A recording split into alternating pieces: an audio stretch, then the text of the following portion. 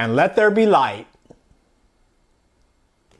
Hey guys, today we're going to be reviewing this GoPro light. I'd actually been using a different model a few videos ago, and then I was getting it replaced by this one.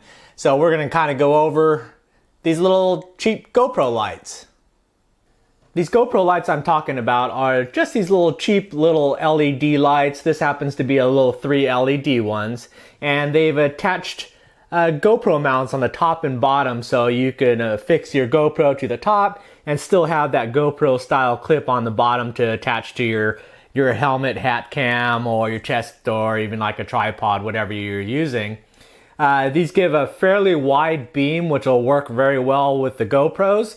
It's definitely not going to give you the long distance, but in the dark, the GoPros don't really pick it up very well anyway, so for close-up work, they work really well. They're listed as like a dive light as well, so submersible. However, again, these are just cheap little $20 Chinese manufactured lights, so I would take that with a grain of salt. Now, the model that I'm going to be reviewing is this Lightdow is the name of this light. But what they do is it's just the same light, and it's just sold under a bunch of different names. If you do just search eBay or Amazon for GoPro light, you'll get a wide range of them. Most of them are listed as name as unbranded generic, but you could also find some name like the Lightdow that I have, or Sannce, SJCam, Neewer, Suptig, and they're all basically the same housing light and same functionality. However, there's a slight difference that I'll go over that you want to be very careful and specific about. What you receive with the kit is basically the 3 LED light. This is a removable GoPro mount that just snaps in for attaching your GoPro to the light, or you could run it without it, and you have the lower attachment for a GoPro style mount. It also comes with a tightening or loosening wrench for the screw there. This is the external style battery, which I'll actually go over. This is kind of important. And then a standard charging USB mini cable there that will plug into the light into your USB port, and that's what charges the battery. To set up the light is actually very easy. On the side is the on-off button. On the opposite side is the little clip that holds on the battery cover. So you just pop that open, and then the battery cover is relieved, and you can just open that up. Take your battery, you can see the prongs to the prongs there, and you'll insert it in there. And I don't know if they meant to do that or if it's just how it happens, but you have the battery engaged correctly when the light goes on. Like, I didn't turn the button on, it just happens, it automatically turns on when you insert the battery.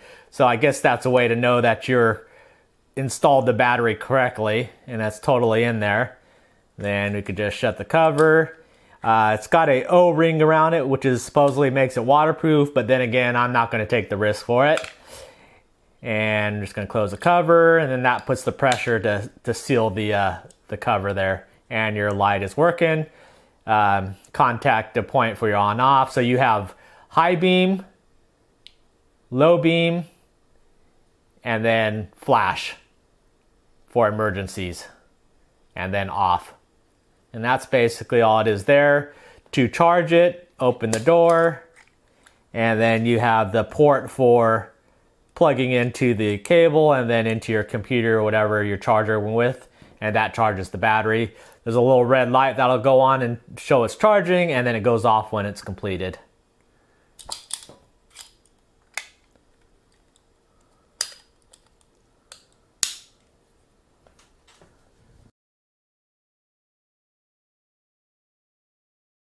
One thing to keep in mind if you're interested in picking up one of these lights is that the outside portions that you see on the ads are exactly the same. That part is just standard.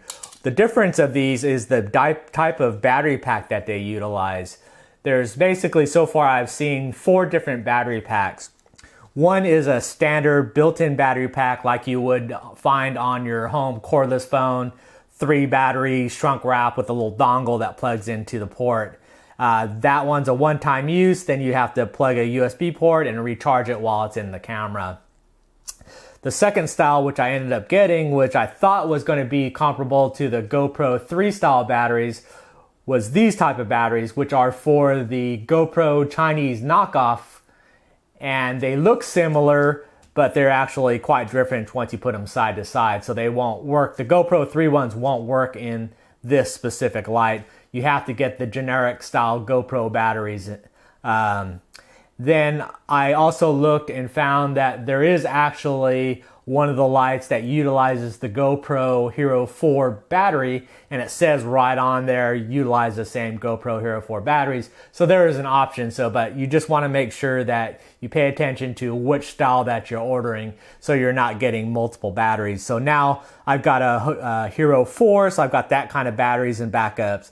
I have a GoPro 3 Black with this type of battery and backups. Now I have this light with this type of battery, and then I have a couple of backups. So just a easier confusion. And just an FYI, I did end up buying a spare battery pack, or actually it's a 2-pack with the charger and the cable, and this ended up being $15. So the actual light and the initial kit was $20 roughly. You can find them all day at. You can get them a couple dollars cheaper if you get them directly from China. Pay a little bit more if you want to, but you get the same thing. I believe that one camera that had, well, the one light that used the GoPro 4 ones was in the $28 range. So I could have saved a few bucks if I ordered the right one the first time. Well, that one also came with 2 batteries, not just one, it came with 2. But then also I would have reduced the amount of extra batteries and stuff that I would have to carry around. And this is what it looks like with the GoPro Mounted. Like I said, it uses a standard GoPro mount that attaches to the top of the light. At the bottom of the light, it has the standard 2 prongs, so it'll plug right into your chest mount, head mount, your tripod, whatever you used before will just fit right on there. And then both of them are all bendable, so you can get different angles. And here we're set up with the chest mount, so it fits really well.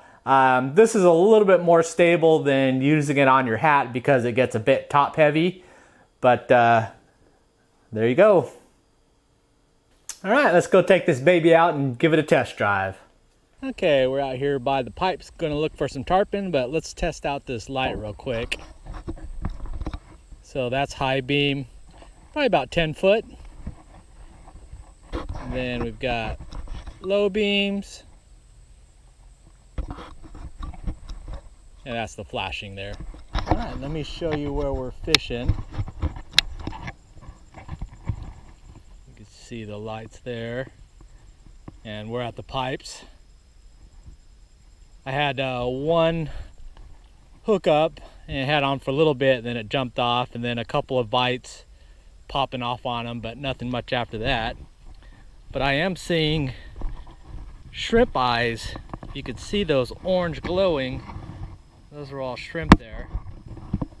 There's a decent sized one, so might be worth it to come back out here and grab some bait. But we're gonna hit off to spot number 2.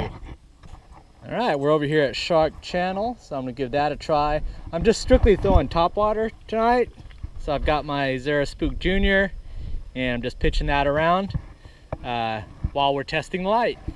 So let's see what we can do. All right, let me show you where we're at. We're at the Shark Channel public boat launch. Just throwing some top water. Not having much luck. A little windy coming out of the south, that's a bit different. I don't see any red eyes, which are the tarpon.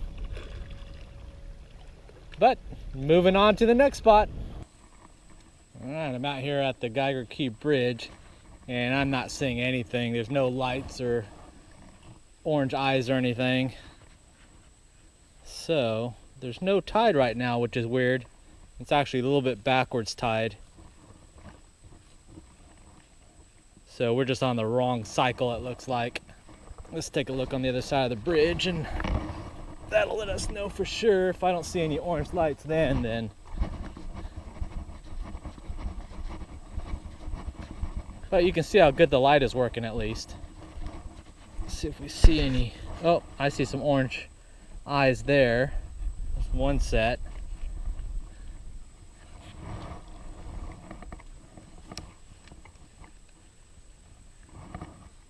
Usually there would be quite a few of them.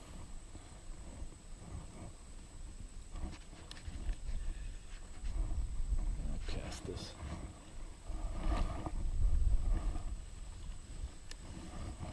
Around here, but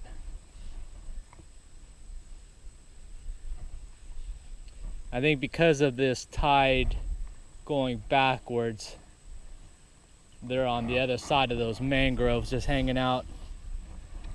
But yeah, there's nothing in here.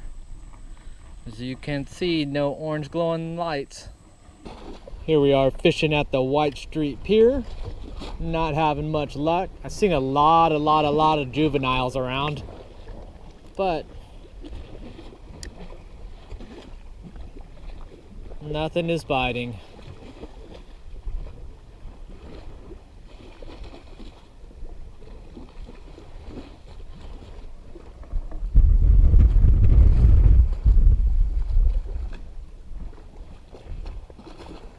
All right, we're gonna wrap things up here at White Street Pier.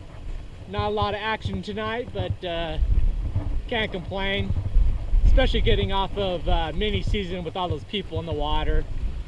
Got a little bit of a storm brewing for the next 2 days, so kind of holding off getting out on the water. But this is a good test for the light. So anyways, hope you like that, and I'll see you next video. Bye.